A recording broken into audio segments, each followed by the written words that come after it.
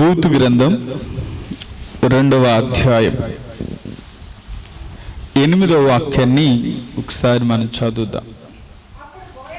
అప్పుడు బోయాజు రూతుతో, నా కుమారి, నా మాట వినుము, వేరొక పొలములో వేరుకొనుటకు పోవద్దు, దీన్ని విడిచిపోవద్దు.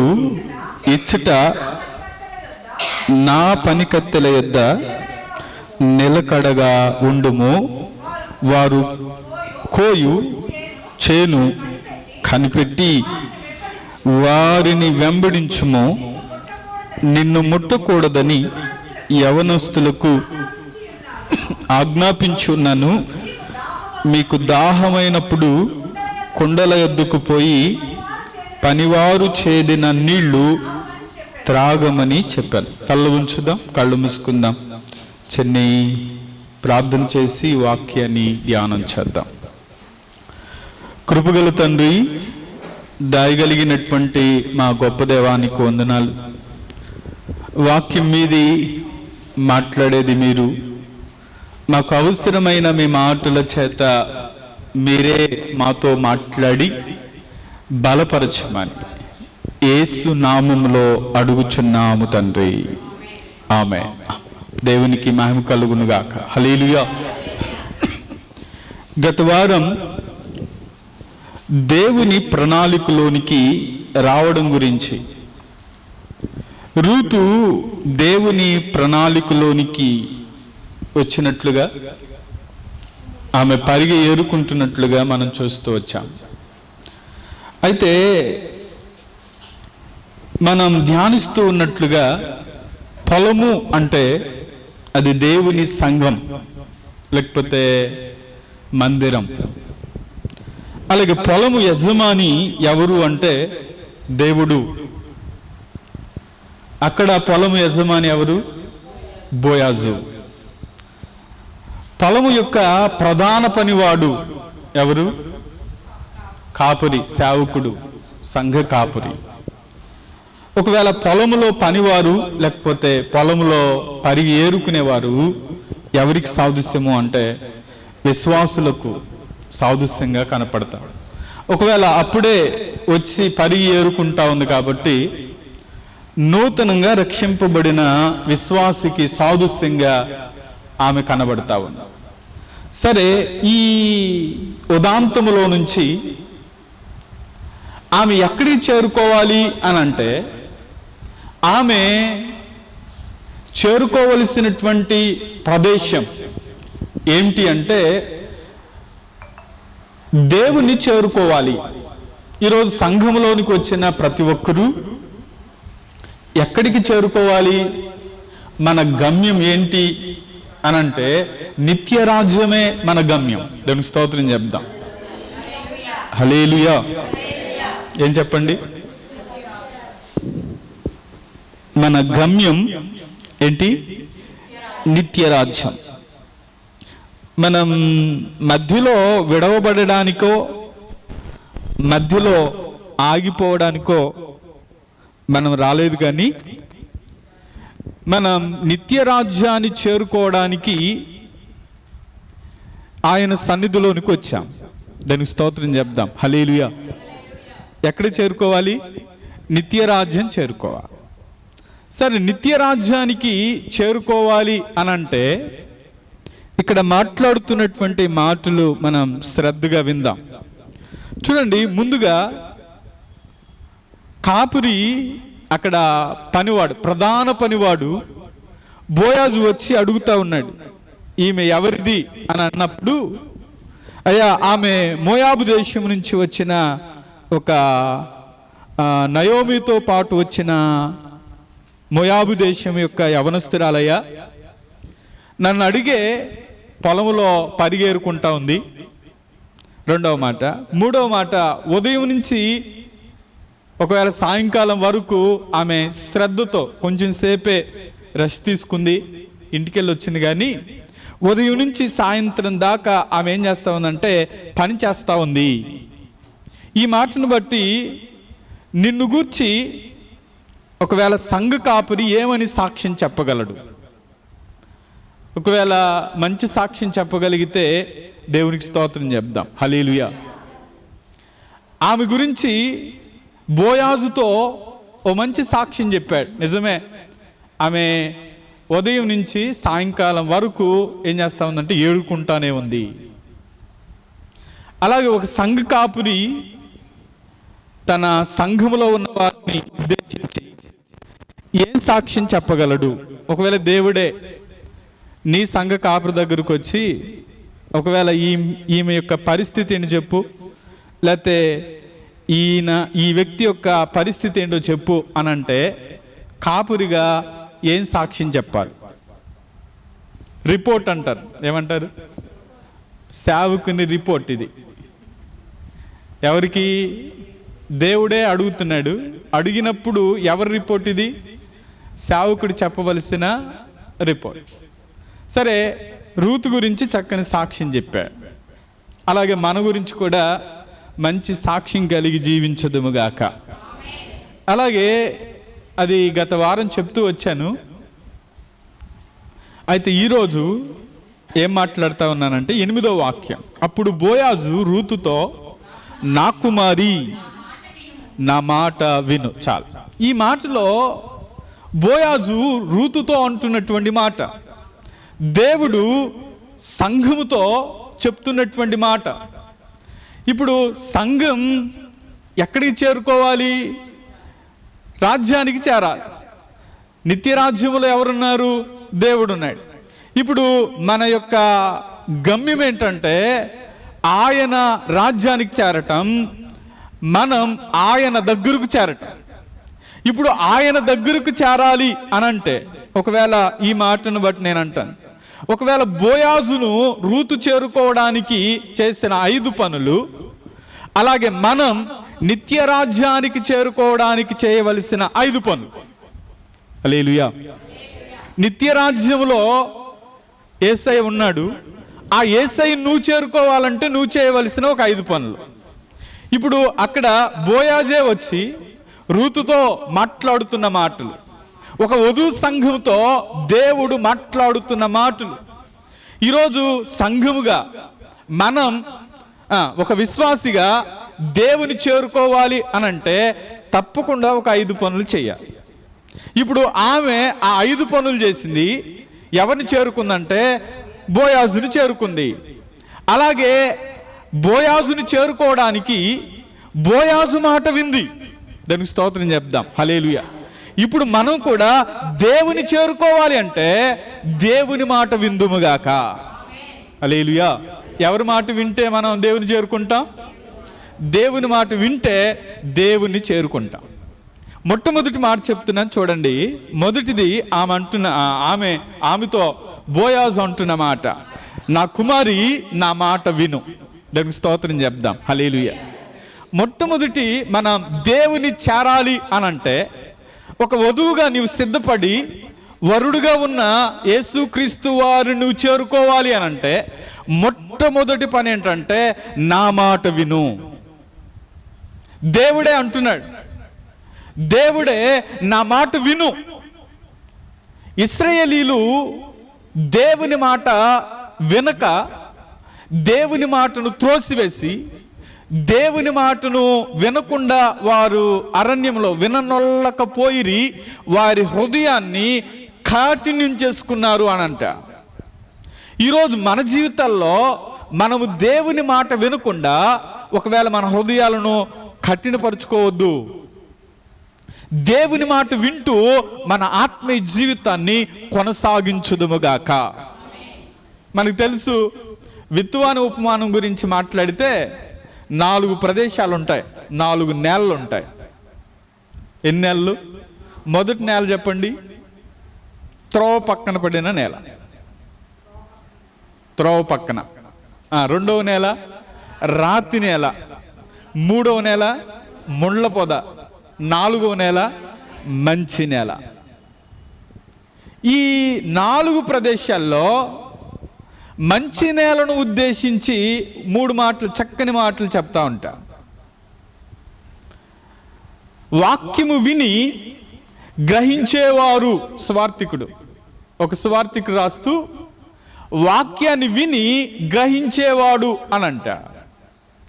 రెండవ సువార్తికుడు ఏమంటాడంటే వాక్యాన్ని విని అంగీకరించేవాడు అని అంటాడు. మూడవ సువార్తికుడు ఏమంటాడంటే వాక్యాన్ని విని అవలంబించేవారు అని అంటాడు. ఈ ముగ్గురిని ఉద్దేశించి అదే మాట్లాడతాడు. మంచి నేలే అయితే వాక్యాన్ని వినాలి, వినటమే కాదు గ్రహించాలి. వాక్యాన్ని వినాలి, వినడమే కాదు అంగీకరించాలి. వాక్యాన్ని వినాలి, వినడమే కాదు దాన్ని అవలంబించాలి. వినాలి, మాట విను. నా కుమారి నా మాట విను. చూడండి, కీర్తన భాగంలో దావీదు రాస్తూ 81వ కీర్తన 8వ వాక్యం దగ్గరకు వద్దాం. 81వ కీర్తన 8వ వాక్యం. నా ప్రజలారా ఆలకింపుడి, నేను మీకు సంగతి తెలియచేతును. అయ్యో ఇశ్రాయేలు, నీవు నా మాట విని ఎడల ఎంత మేలు. చదవం. ఉండకూడదు. చాలా ఈ మాటలో అయ్యో ఇశ్రాయేలు, నీవు నా మాట విని ఎడల ఎంత మేలు. 11వ వాక్యంలో అంటాడు, అయినను నా ప్రజలు నా మాట ఆలకింపకపోయిరి అని అంట. నా వినకపోయిరి కాబట్టి వారు తమ స్వకీయ ఆలోచనలను బట్టి నడుచుకొనున్నట్లు వారి హృదయ కాఠిన్యమునకు నేను వారిని అప్పగించి తిని. చాలా ఈ మాటలో ఏమంటాడంటే నా ప్రజలు నా మాట ఆలకించలేదు, అందుకనే నా మాట వినలేదు. కాబట్టి వారిని ఏం చేశానంటే వారి స్వకీయ ఆలోచనలు బట్టి వారు నడుస్తున్నారు. సొంత ఆలోచన, స్వకీయ ఆలోచన అంటే సొంత ఆలోచనలు బట్టి నడుస్తున్నారు. అందుకనే నేను వారిని ఏం చేశానంటే హృదయ కాఠిన్యానికి అప్పగించేశాను. విన్నవారేమో కానాను చేరారు, వినని వారేమో మధ్యలోనే రాలిపోయారు. హల్లెలూయా. విన్నవారు కానానికి వెళ్ళారు, వినని వారు మధ్యలోనే ఆగిపోయారు. ఇశ్రాయేలు చాలా మంది ప్రయాణం చేశారు, కానీ దేవుని మాట వింటూ ముందుకు సాగిన వారేమో కానాను చూశారు, కానానులో ఉన్న వాటిని అనుభవించారు, కానానును చేరుకున్నారు, కానానులో ఉన్న స్వాస్యాన్ని వారి జీవితంలో మేలుకరంగా వారు చూశారు. నేను అంటాను, దేవుని మాట వింటూ దేవుని చిత్తంలో మనం నడవగలిగితే ఆయనను చేరుకొందుముగాక. ఇప్పుడు ఆయన చేరుకోవాలి అంటే ముందుగా ఆయన మాట వినాలి. ఆయన ఏం చెప్తున్నాడో ఆ మాట విని దాన్ని గ్రహించి దాన్ని అంగీకరించి దాన్ని అవలంబిస్తూ మనం ముందుకు సాగుదుముగాక. రాత్రంతా ప్రయాసపడ్డాడు పేతురు. రాత్రంతా ప్రయాసపడి వల్ల వేశాడు, ఒక్క చేప కూడా పడలేదండి. యేసయ్య వచ్చి అంటాడు, కుడివైపున లోతుకి వలై అని అంటే, అయ్యా రాత్రంతా ప్రయాసపడ్డాం కానీ ఒకే మాట అంటాడు, నీ మాట చొప్పున. హల్లెలూయా. ఏమన్నాడు చెప్పండి? నీ మాట చొప్పున నేను వల వేస్తాను. దేవుని మాట చొప్పున వల వేశాడు. విస్తారమైన చేపలు తన వలలో చూడగా. ఈరోజు దేవుడు మనతో మాట్లాడుతున్న మాట, నా కుమారి నా మాట విను. దేవుని మాట మనం వినగలిగితే, దేవుడు చెప్పింది చేయగలిగితే మన ఆత్మీయ జీవితాల్లో మేలుకరంగా దేవుడే మనలను నడిపించునుగాక. దేవుని మాట వినకుండా మన జీవితాల్లో ఒకవేళ ముందుకు వెళ్తూ ఉంటే అనేక ఆటంకాలు కలుగుతూనే ఉంటాయి. గెహజీ సేవకుడిగా ఉన్నాడు. ఎలీషా దగ్గరికి నయమాను వెళ్తాడు. నయమాను వెళ్ళి కొన్ని వస్త్రాలు, కొన్ని ధనాన్ని, కొన్ని తీసుకుని వెళ్ళి సేవకుడు నా దగ్గరికి వస్తాడేమో అని చూస్తూ ఉంటాడు. అయితే సేవకుడు లోపలుండి గెహజీని పంపించి వెళ్ళి యోర్దానులో 7 సార్లు మునగమని చెప్పు అని అన్నాడు. ఆయన అనుకున్నాడు, ఆయన వచ్చి నా మీద చేతులుంచి ప్రార్థన చేస్తాడు అనుకున్నాను. నేను గొప్ప అధికారిని కదా, నేను గొప్పవాడిని కదా, ఈ దేశంలోనే రాజు తర్వాత నేనే కదా సైన్యాధిపతిని అని అనుకుంటూ రౌద్రుడై తిరిగి వెళ్ళిపోతా ఉన్నాడు. తన రథం తోలే ఒక దాసుడు ఉంటే ఆ దాసుడు అన్నాడు, ఏ మంచి పని చేయమన్నాడయ్యా? లేదు కదా. ఒకవేళ నీ ధనాన్ని అడిగాడా? అడగలేదు కదా. లేకపోతే అది ఇమన్నాడా? ఇది ఇమనలేదు కదా. యుద్ధానికి వెళ్ళి మునగమన్నాడు, అంతే కదా. ఎప్పుడైతే ఆ సేవకుని మాటకు లోబడ్డాడో, ఎప్పుడైతే వెళ్ళి మునిగి 7 సార్లు మునిగి పైకి లేచాడో, అద్భుతం దేవుడు చేశాడు. హల్లెలూయా. మాట వినుట మన జీవితంలో, దేవుని మాట వినుట శ్రేష్టం. బలులు అర్పించుట కంటే అంటాడా? యెహోవా మాట వినుట శ్రేష్టము. కాబట్టి ఈరోజు దేవుని మాట వినాలి. ఓ సంఘం లేకపోతే ఒక వధువు వరుని చేరుకోవాలి అంటే, యేసుక్రీస్తు వారిని మనం చేరుకోవాలంటే, ఆయన రాజ్యమునకు మనం హక్కుదారులం అవ్వాలి అంటే, తప్పకుండా మనం చేయవలసిన ఒక పని ఏంటంటే దేవుని మాట వినాలి. హల్లెలూయా.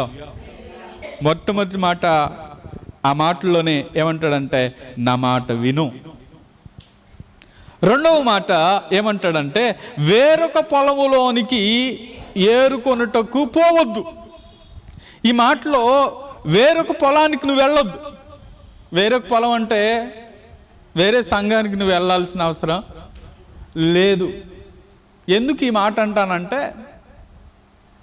ఒకవేళ దేవుడు నీకంటూ ఒక ఆహారాన్ని దేవుడు సిద్ధపరుస్తున్నాడు, నీకంటూ దేవుడు ఒక సమృద్ధిని దేవుడు సిద్ధపరుస్తున్నాడు. నువ్వేం చేయాలంటే ఆ సమృద్ధి దగ్గరకు వచ్చి, ఆ మందిరం దగ్గరకు వచ్చి, ఆ సమృద్ధిలో నుండి నువ్వేం చేయాలంటే తీసుకోవాలి, నువ్వు ఏరుకోవాలి.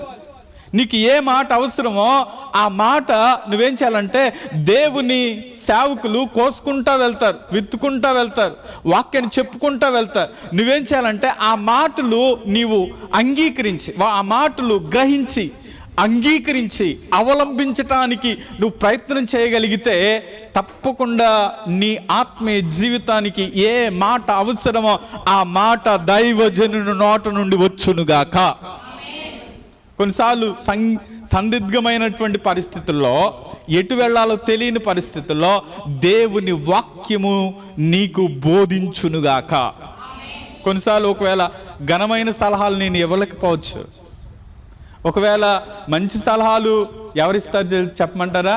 దేవుడే తన ఆత్మ చేత నడిపించునుగాక. అందుకని వేరొక పొలంలోనికి వెళ్ళాలి. షారోను అంటే అర్థం ఏంటి తెలుసా? మేత భూమి. నేను అనుకుంటాను ఇక్కడ మేత భూమిని దేవుడు సిద్ధపరిచాడు. హల్లెలూయా. ఏం సిద్ధపరిచాడు? వాక్యాన్ని. మేత భూమి అంటే వాక్యమే. మనం ఆ మేత భూమిలో ఉన్నాం. ఆమె మన పూర్వీకులు కూడా ప్రకటన పరమగీతాలు అంటే అద్భుతంగా చెప్తారంట. ఏది? మనోహర్ శాస్త్రి గారి వాళ్ళు పరమగీతం చెప్పినా, లేకపోతే ప్రకటన గ్రంథం చెప్పినా, పరమగీత, ప్రకటన, పరమగీత, షారోను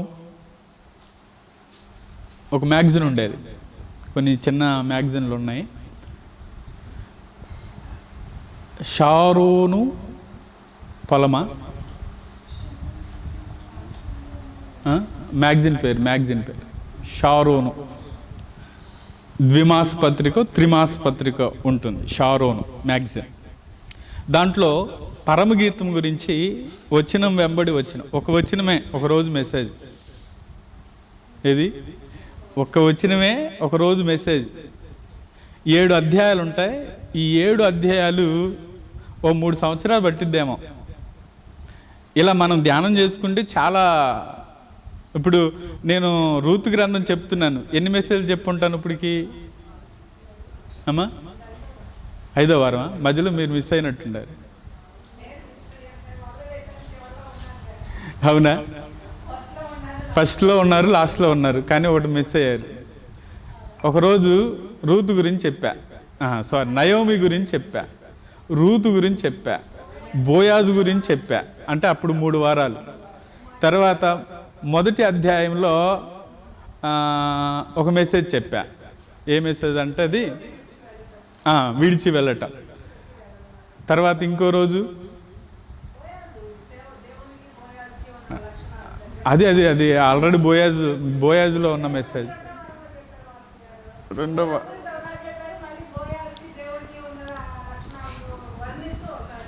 ఓకే సరే. తర్వాత వారం దేవుని ప్రణాళికలోనికి రావటం గురించి చెప్పాను. పోయిన వారం చెప్పింది అది. పోయిన వారం మెసేజ్ మిస్ అయిపోయింది. ఆ వాయిస్ ఈ దీంట్లో ఏమవుతుంది నాకే అర్థం కావట్లేదు. మంచి మెసేజ్ మిస్ అయిపోయింది అనిపించింది అనమాట. ఒకసారి చెప్పిన మెసేజ్ మరి ఇంకోసారి చెప్పాలంటే కుదరదు, రాదు కూడా. ఆ నడిపింపు అనేది రాదు. ఇంకోసారి చెప్పినా ఇంకో చోట ఇంకో విధంగా వెళ్ళిపోయిద్దేమో తప్ప ఆ మాటలు రావు అనిపించింది. సరే, ఈరోజు 7 వారాలా 6 వారాలు? 7వ వారమా? సరే, ఈ మాటలో దేవుని రాజ్యం చేరడానికి, దేవునిని చేరడానికి మొట్టమొదటి మాట ఏంటంటే నా మాట విను. రెండవ మాట వేరొక పొలములోనికి వేరుకోవడానికి వెళ్ళొద్దు. ఇప్పుడు దేవుడు మనకంటూ ఒక సంఘాన్ని, దేవుడు ఒక మేత భూమిని దేవుడు మనకి ఇచ్చినప్పుడు ఆ మేత భూమిలో నుంచి మనం ఏరుకుందుము గాక. ఓ మాట చెప్తాను, జాగ్రత్తనండి. ఒక యవనస్తుడు, ఒక వ్యక్తి తల్లిదండ్రులు లేరు, తన జీవితంలో ఏం చేయాలో తెలియట్లేదు. అలా రోడ్డు మీద తిరుగుతూ ఏం అలవాటు అయిందంటే అడుక్కుని తినటం అలవాటు అయింది. ఇప్పుడు ఆ మార్గంలో వెళుతున్న ఒక వ్యక్తి అతన్ని చారదీసి తనని ఏం చేశాడంటే దత్తత తీసుకున్నాడు. ఇప్పుడు దత్తత తీసుకున్న తర్వాత తన దగ్గర ఉన్నదంతా నీదే అని చెప్పాడు. చెప్పిన తర్వాత కూడా మరలా 2వ రోజు 3వ రోజు మరలా నాకు ఇక్కడ నచ్చలేదు అని చెప్పేసి ఒకవేళ మరలా అడుక్కోవటం స్టార్ట్ చేస్తే ఎలా ఉండిద్ది అంటారు? అంటే దీని అర్థం ఏంటంటే వేరే పొలానికి వెళ్ళొద్దు అన్నప్పుడు ఆమెతో బోయాజు చెప్పిన మాట, నీవు ఇక్కడే, దేవుడు నీకు సమృద్ధినిస్తాడు, నీకు ఎంత అవసరమో అంత దేవుడు పోషిస్తాడు. ఇప్పుడు దత్తత తీసుకున్నాడు, అయినా ఆ వ్యక్తి ఏం చేస్తున్నాడంటే మరలా దేనికి అలవాటు పడ్డాడు? తిరగడానికి అలవాటు పడ్డాడు. ఈరోజు మనం దేవుని సన్నిధిలో ఏం చేయాలంటే ఒక సంఘములో స్థిరంగా ఉండాలి. దానికి స్తోత్రం చెప్దాం. హల్లెలూయా. ఆల్రెడీ దేవుడు మనల్ని సమృద్ధి చేత ఆయనే మనల్ని పోషించునుగాక. మూడవది, దీన్ని విడిచి వెళ్ళొద్దు అన్న మాటలో ఏం కనబడుతుందంటే స్థిరత్వం కనబడుతుంది. స్థిరత్వం. ఎప్పుడు మనం స్థిరంగా ఉంటాం అనంటే ఒక చోట మనం నాటబడితే అక్కడ స్థిరంగా ఉంటాం. ఒక ఆర్టికల్ చదివాను, అదేంటంటే ఒక మొక్కను ఆదర్శంగా తీసుకుందాం. దేన్ని? ఒక మొక్కను ఆదర్శంగా తీసుకుందాం.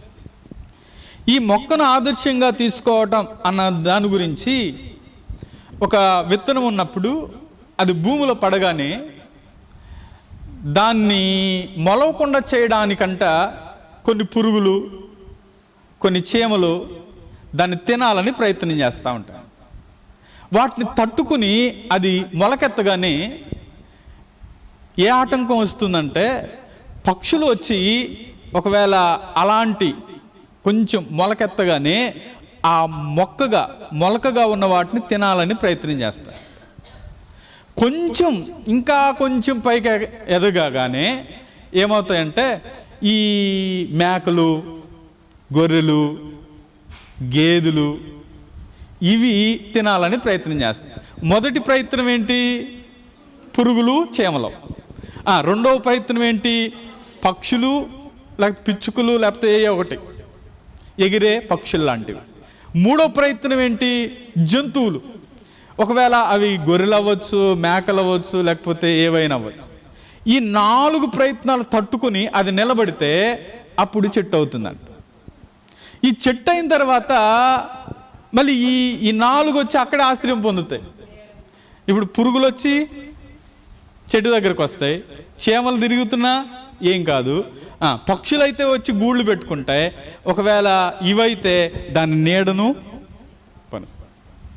ఎందుకు అంటే అది దానిలో అది ఎదుగుతున్నప్పుడు ఓ చోట స్థిరంగా ఉండాలి, నా వేళ్ళు కిందకు దిగాలి అని అది ప్రయత్నం చేస్తూ వచ్చింది. కాబట్టి ఆ దృఢమైన సంకల్పం దానిలో ఉంది కాబట్టే అది దాని వేరు ఎంతగా కిందకు దిగుతుందో అంతగా పైకి ఎదుగునుగాక. భక్తుడు అయిన దావీదు అంటాడు, నేనైతే యెహోవా మందిరములో, చూడండి ఆ మాట 52వ కీర్తనలో 8వ వాక్యం, నేనైతే దేవుని మందిరములో పచ్చని వలీవా చెట్టు వలె. అందుకనే దావీదు అంటున్న మాట, నేనైతే దేవుని మందిరంలో పచ్చని వలీవా చెట్టు వలె ఉన్నాను.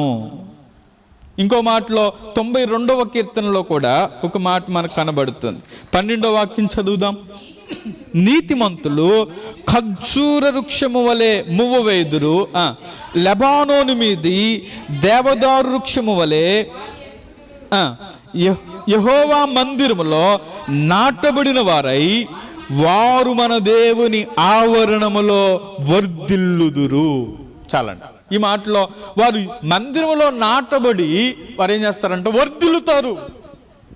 నీవు నాటబడ్డావు అంటే నీవు స్థిరంగా ఉండావు అని అర్థం. దావీదు ఒక ఒలీవ చెట్టు వలె, నేనైతే దేవుని మందిరములో ఒక ఒలీవ చెట్టు వలె ఉన్నాను అని అన్నాడు. అలాగే ఇంకొక కీర్తనకాడైతే, ఇక్కడ దావీదు రాస్తాడని లేదు కానీ మరొక కీర్తనకాడు అంటున్నాడు, యెహోవా మందిరములో నాటబడిన వారై. నాటబడిన చోట అంటే అర్థం ఏంటంటే స్థిరంగా ఉండటం. మన జీవితంలో కూడా ఎన్ని ఆటంకాలు, ఎన్ని అవరోధాలు వచ్చినా మనం స్థిరంగా ఉన్నప్పుడు దేవుడే మనల్ని బలపరచునుగాక. చూడండి, ఒకవేళ ఖర్జూర వృక్షం గురించి మనం మాట్లాడితే అది నాటబడిన చోట ఎలా ఉంటుందంటే స్థిరంగా ఉంటుందంట. దాదాపు మనం ఎండలో 45, ఎండాకాలం ఎంత వస్తుంది? 50 వస్తుందా? టెంపరేచర్ 50 దాటుతుందా? లేదు కానీ 45 ఎక్కువ, ఇంకా కొంచెం, అంతేనా? ఈ 45కే మనం అల్లాడుతూ ఉంటాం.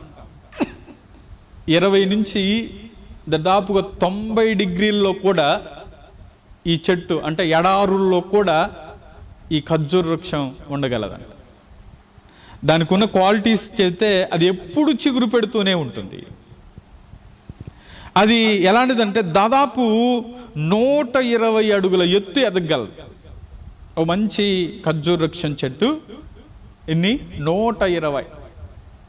అలాగే దానిలో ఇది తీసివేయడానికి లేదు. ఇదిగో కొమ్మలు, రెమ్మలు, లేకపోతే ఆకులు, లేకపోతే ప్రతిదీ దాదాపుగా 8 రకాల విటమిన్స్, అంటే 8 రకాల విటమిన్స్లో ఈ ఖర్జూర పండునే కాదు, ఖర్జూర వృక్షములో ఉన్న వాటిని కూడా వాడుతూ ఉంటాం. అంటే దీనిలో ప్రతి భాగము ఉపయోగకరమైనదే, ఏది తీసివేయడానికి లేదు. అలాంటి దానితో నాటబడటం గురించి మాట్లాడతాం. అలాంటి స్థిరమైన ఆత్మీయ జీవితం మనకు కూడా ఉండునుగాక. అందుకని 3 మాటలు మనం దేవుని చేరుకోవడానికి: ఒకటి, దేవుని మాట వినాలి. రెండవది, వేరొక పొలానికి వెళ్ళకూడదు. మూడవది, స్థిరంగా ఉండాలి. నాలుగవది, స్థిరంగా ఉండటం వేరు, ఇంకో మాట నిలకడగా ఉండటం వేరు.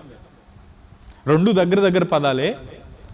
స్థిరంగా అంటే ఒక చోటే, నిలకడగా అంటే కొంతమంది ఇక్కడే ఉన్నామయ్యా కానీ విశ్వాసంలో నిలకడ ఉండదు. దీనిలో స్థిరంగా ఉంటారు కానీ దేంట్లో నిలకడ ఉండాలి? విశ్వాసములో నిలకడ కలిగి ఉందుముగాక. ఒక విశ్వాసం గురించి ఒక సన్నివేశం చెప్తాను. ఒకరోజు 2 అన్నదమ్ములు కలిసిమెలిసి జీవిస్తూ ఉండేవాళ్ళు. అన్నదమ్ములంటే ప్రేమతో ఉంటారు కదా. చిన్నవాడేమో పాస్టర్ గారు, పెద్దవాడేమో చికెన్ షాప్. ఏది? Chicken shop. ఈ పెద్దోడు సరే పాస్టర్ గారికి ఏమొచ్చిందిలే, ప్రతిరోజు ఏం పంపిద్దాం, చికెన్ పంపిద్దాం, నా తమ్ముడే కదా అని కొంతకాలంగా చికెన్ పంపిస్తూ వచ్చాడు. పంపిస్తూ వచ్చినప్పుడు ఈయన అనుకున్నాడు, నా పట్ల ఎంత కృతజ్ఞత కలిగి ఉంటాడో, లేకపోతే ఎప్పుడు నాకు థ్యాంక్స్ చెప్పాలి కదా అని పెద్దతనం అయింది. పెద్దతనంలో ఉన్నారు ఇద్దరు. ఆయన దగ్గరికి వెళ్ళి, ఇంతకాలంగా రోజు చికెన్ పంపించాను కదా, ఒకవేళ నేను చనిపోతే నీకు ఎవరు పంపిస్తారు అన్నాడంట. నేను చచ్చిపోతే ఎవరు నిన్ను చూసుకుంటారు అని అంటూ, ఇంతకాలం నీకు ఏం పంపిస్తున్నాను, చికెన్ పంపిస్తున్నాను కదా, ఒకవేళ కృతజ్ఞత కలిగి ఉన్నావా లేదా అని అంటే ఆయన అన్నాడంట, వెంటనే నేను నిన్ను నమ్ముకుని నేను సేవ చేయట్లేదు కానీ, ఎవరిని? నేను నిన్ను నమ్ముకుని సేవ చేయట్లేదు కానీ, నీవు నాకు మాంసం పంపినా లేకపోతే పంపకపోయినా సరే నా విశ్వాసము క్రీస్తు మీదే ఉంచి నేను నడుస్తున్నాను అని అన్నాడు. ఈయనకి వెంటనే కోపం వచ్చిందంట. ఎవరికి? అన్నయ్యకి కోపం వచ్చి, రేపటి నుంచి వస్తా, రేపు ఆదివారం సంగతి చూస్తా. ఈ ఆదివారం వచ్చింది, చికెన్ పంపిలేదు. ఎప్పుడు చూడాలి? వాళ్ళ అన్నం తినేటప్పుడు చూడాలి అనుకుంటున్నాడు. ఏమనుకుంటున్నాడంటే, అన్నం తినేటప్పుడు వెళ్దాం. కొన్ని సంవత్సరాలుగా నేను పంపిస్తూ ఉంటే నాకు థ్యాంక్స్ కూడా చెప్పలేదు అని చెప్పి చూస్తూ ఉన్నాడు. ఇప్పుడు అన్నం తినే టయానికి వచ్చాడు. వాళ్ళ ఇంట్లో నుంచి ఎప్పుడు వచ్చిన వాసనే వస్తూ ఉంది. ఈయనకేం అర్థం కాలేదు. ఆ రోజు ఒక కాకి ఒక సంచిని తీసుకొచ్చి వాళ్ళ ఇంట్లో పడేసిందంట. హల్లెలూయా. ఏది? దాంట్లో ఏమున్నాయి?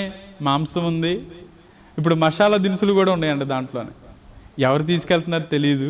ఒక కాకి తీసుకొచ్చి వాళ్ళ ఇంట్లో అలా పడేసి వచ్చి అడుగుతున్నాడు, నేను పంపించలేదు కదా, ఎలా వచ్చింది? దేవుడు ఎలా అయినా పోషించగలడు, ఎలా అయినా ఇవ్వగలడు. వాడిని చూసి ఆశ్చర్యపోయాడంట. అంటే నేను కాదు, ఆయన విశ్వాసం ఏంటి? దేవుడు నన్ను నడిపిస్తాడు. ఈయన వెళ్ళి అక్కడ చూడగానే నేనే కదా పోషిస్తుంది అనుకున్నాడు. ఎవరు? నేనే కదా పోషిస్తుంది అనుకున్నాడు. కానీ దేవుని మీద మన విశ్వాసం మనం కలిగి ముందుకు వెళ్తున్నప్పుడు దేవుడు మన జీవితాల్లో కూడా ఏదైనా చేయగలిగిన ఏలియాను ఎలా పోషించాడు చెప్పండి? కాకోలముతో పోషించా. రోజు అసలు మాంసం తేవటం కాకులు చేయగలవా? అసలు ఉంటేనే పీకు తినే కాకులు. కానీ దేవుడు ఆజ్ఞాపించాడు, ఏమని? ఇదిగో నువ్వు వెళ్ళి ఆ సేవకుని పోషించు అన్నాడు. కాబట్టి దేవుని ఆజ్ఞకు లోబడి వెళ్ళటం అనేది మన జీవితంలో, విశ్వాసంలో కొన్నిసార్లు ఒడిదుడుకులు వస్తూ ఉంటాయి. అయితే దేవుని మీద నిలకడగా, విశ్వాసములో నిలకడగా మనం ముందుకు సాగుదుముగాక. చూడండి, ప్రారంభం నుంచి ఒక వ్యక్తి జీవితంలో విశ్వాసములు ఎప్పుడూ తొలగిపోలేదు. ప్రారంభం నుంచి ఎప్పుడు కూడా ఏమవ్వలేదంటే తన విశ్వాసములో ముందుకు సాగుతూనే వచ్చాడు. దానికి స్తోత్రం చెప్దాం. హల్లెలూయా. ఒకసారి సమూయేలు మొదటి గ్రంథంలో ఒకసారి రండి. సమూయేలు మొదటి గ్రంథం 3వ అధ్యాయం 19వ వాక్యం చదవండి. సమూయేలు పెద్దవాడు కాగా యెహోవా అతనికి తోడై ఉన్నందున అతని మాటల్లో ఏదియూ తప్పిపోలేదు. చాలా ఇక్కడ ఈ మాట నేను ఇందాక ఈ బైబిల్లో చూశాను, కానీ నాకు దొరకలా. ఎందుకు దొరకలేదంటే ఇది కొత్త బైబిల్ అయిపోయింది, దొరకలా. ఇది ఇక్కడే ఉంది పాత బైబిల్. ఇలా తీసి ఇలా చూస్తే అక్కడ పైన రాసా ఏమీ తప్పిపోలేదు అని. పాత బైబిల్కి కొత్త బైబిల్కి ఉన్న తేడా ఇదే. పాత బైబిల్ అంటే ఎన్నో రాసి ఉంటాయి, లేకపోతే కొన్ని గుర్తులు ఉంటాయి. దాదాపుగా ఏ వాక్యం ఎక్కడుందో అన్నది మనకి అర్థమవుతా ఉంది, బాగా చదువుతూ ఉంటాం, చదివి ఉంటాం. కాబట్టి ఒకవేళ కొత్తది అనుకోండి, తీస్తే మళ్ళీ నూతన ప్రత్యక్షత రావాలి. దేవునికి స్తోత్రం చెప్దాం, హల్లెలూయా. అయితే ఈ మాట నేను ఎతికాను కానీ దొరకలా, కానీ దీంట్లో మాత్రం.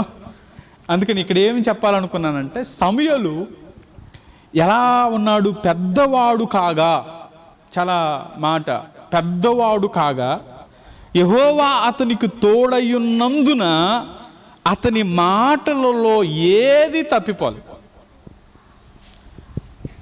ఇప్పుడు సమూయేలు గురించి ఈ మాట దేవుడు చెప్పడానికి గల కారణం నేను అంటాను, బాల్యము నుంచి దేవుని సన్నిధిలో ఎదిగినాడు.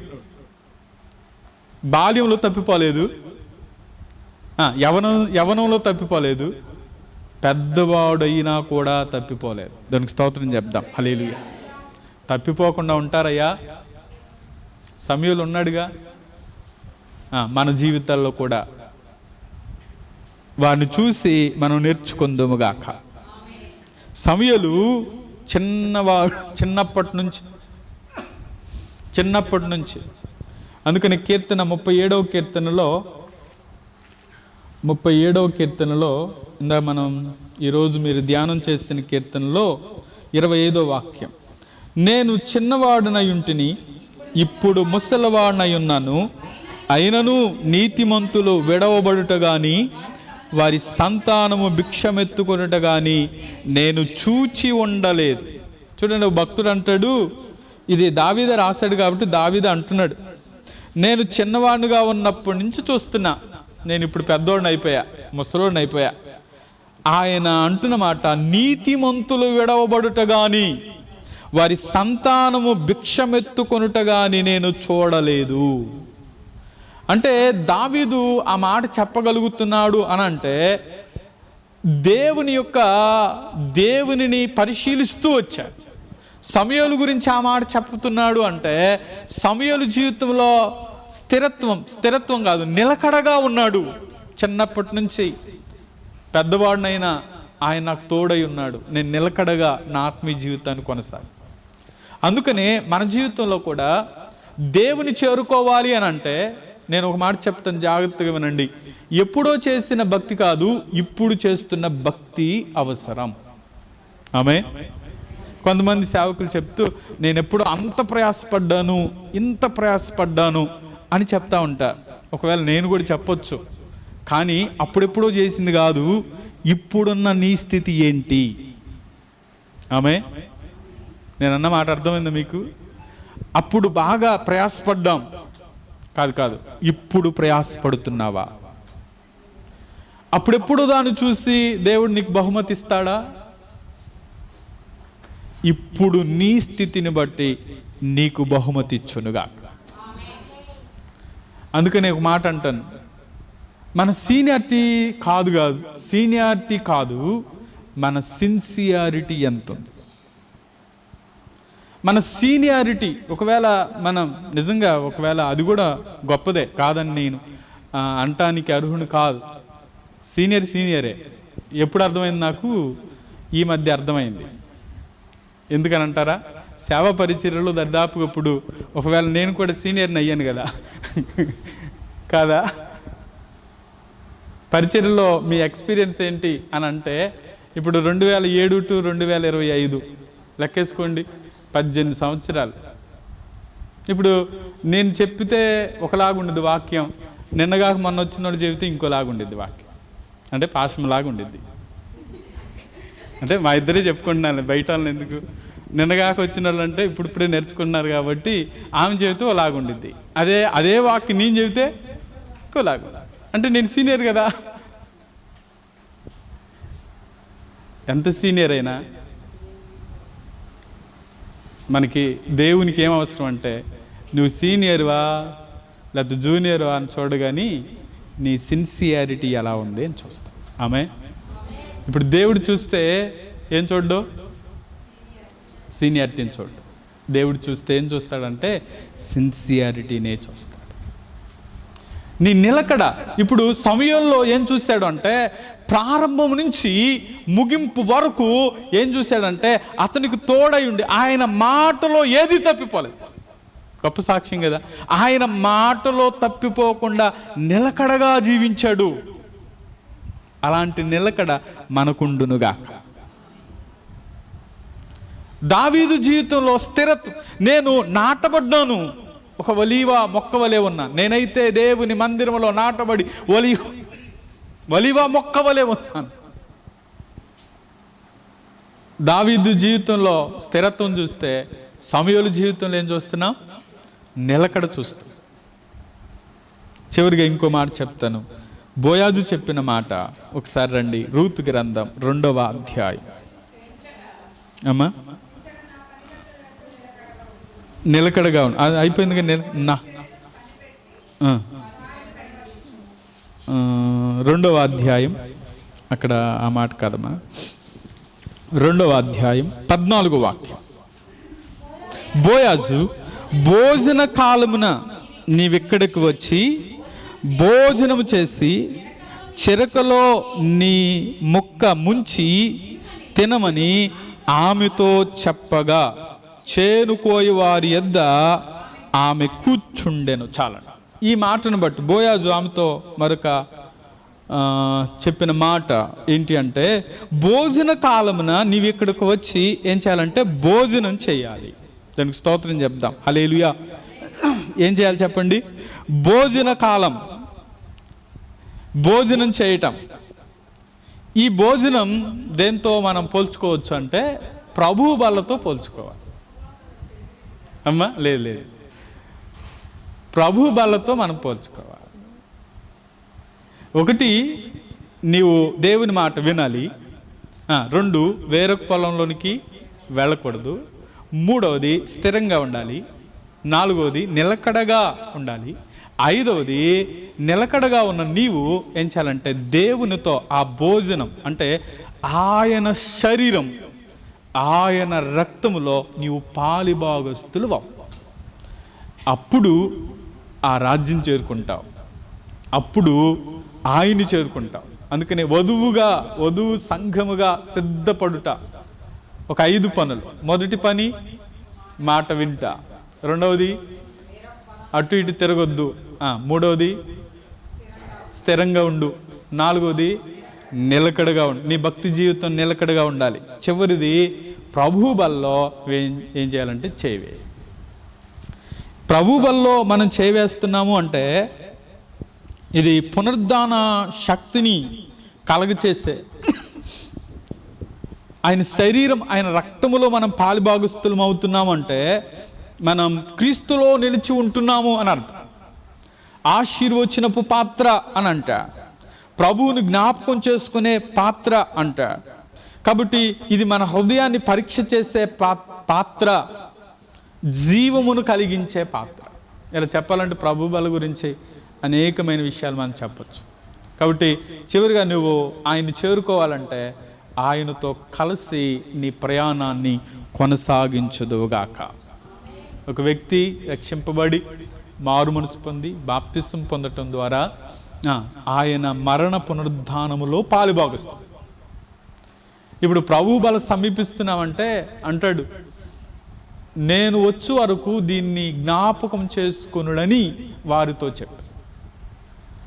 జ్ఞాపకార్థం అంటే దేవుని జ్ఞాపకార్థంగా. అందుకనే ప్రభు బల్ల అందరికి ఇచ్చేది కాదు.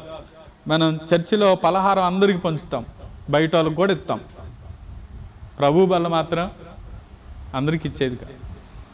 కొంతమంది అంటారు, మా పలహారం మీరు తింటారు, మీ పలహారం మేము తినం అన్నట్లుగా. అది పలహారం. ఇప్పుడు ప్రభు బల్ల పలహారం అనుకోండి, అది అందరికి ఇస్తున్నారా? అసలు చర్చికి వచ్చే వాళ్ళకి కొంతమందికి ఇయట్లేదు కదా. హల్లెలూయా. కాబట్టి మీ పలహారం మీరే తినండి, బయట వాళ్ళకి ఇవ్వద్దు.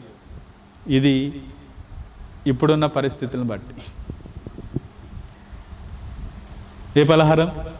ఒకవేళ మీరు తీసుకునేది వాళ్ళ దగ్గర నుంచి మీరిచ్చి వాళ్ళు తీసుకోవట్లేదని వాళ్ళు ఇచ్చి మీరు తీసుకోవట్లేదనే కన్నా మనం ఇవ్వకపోవటం మంచిది. పాస్టర్ గారు ఇది ఇట్లా చెబుతున్నారు అనుకుంటారా? లేదు, ఇప్పుడున్న పరిస్థితులను బట్టి ఇలాగే చెయ్యాలి. నీ భక్తిని నువ్వు కాపాడుకో, నీవు నిత్యరాజ్యానికి చేరుకుందువుగాక. ఇప్పుడు నువ్వు పలహారం ఇచ్చినంత మాత్రానే వారు దేవుని దగ్గరికి వచ్చేస్తారా? కావాలంటే మాటలు చెప్పు చాలు. ఆమె పలహారం ఇవ్వద్దు, ఏం చెప్పు? వాక్యాన్ని చెప్పు. నీ ప్రవర్తనే వారికి ఏమవ్వాలంటే వాక్యం అవ్వాలి. గ్రహించాలి, అంగీకరించాలి, అవలంబించాలి. కాబట్టి ఈరోజు ప్రభువుని చేరుకోవడానికి, ప్రభుతో ఉండడానికి ఆమె ఇవన్నీ చేస్తూ వచ్చింది. నా మాట విను అంటే ఆ మాటే ఉంది. అక్కడ అంటాడు, ఏమంటాడంటే, నేను యవనస్తులకు ఆజ్ఞాపించాను నిన్ను ముట్టకూడదని అని చెప్తే ఆమె బోయాజు ఏదైతే చెప్పాడో అదే చేస్తూ వచ్చింది. బోయాజుని చేరుకు. మనం కూడా దేవుడు ఏదైతే చెప్పాడో అదే చేస్తూ ఆయన దగ్గరకు చేరుకుందాం, ఆయన రాజ్యానికి చేరుకుందాం. అటువంటి కృప దేవుడు మనకు దయచేయనుగాక. కళ్ళు మూసుకుందాం, ప్రార్థన చేద్దాం. తల్లు ఉంచుదాం, కళ్ళు మూసుకుందాం, ప్రార్థన చేద్దాం. కృపగల తండ్రి, దాయగలిగినటువంటి దేవానికి వందనాలు. ఈ ఉదయకాల సమయం నుంచి మీరు మాతో మాట్లాడుతూ వచ్చిన ప్రతి మాటను బట్టి స్తోత్రం. నిజమే దేవా, రాజ్యం చేరడానికి, మిమ్మును చేరడానికి మేమేం చేయాలో కొన్ని ఆత్మీయమైన పాఠాలు మీరు మాకు నేర్పిస్తూ వచ్చినందుకై స్తోత్రం. నిశ్చయముగా ఈ మాటల ద్వారా మీరే మమ్మల్ని బలపరిచినందుకై స్తోత్రం. దేవా, మీ దైవికమైన కృపచేత మీరే మమ్మల్ని బలపరచండి. అన్ని పరిస్థితుల్లో తోడుగా ఉండి నడిపించండి. మీ దివ్యమైన సహాయం మాకు అందించండి. నిత్యరాజ్యానికి వారసులుగా ఒక్కొక్కరిని మీరే సమకూర్చమని ప్రార్థిస్తూ చేరువచ్చిన బిడ్డలందరినీ బలపరచండి. యేసు నామములో అడుగుచున్నాము తండ్రి, ఆమేన్.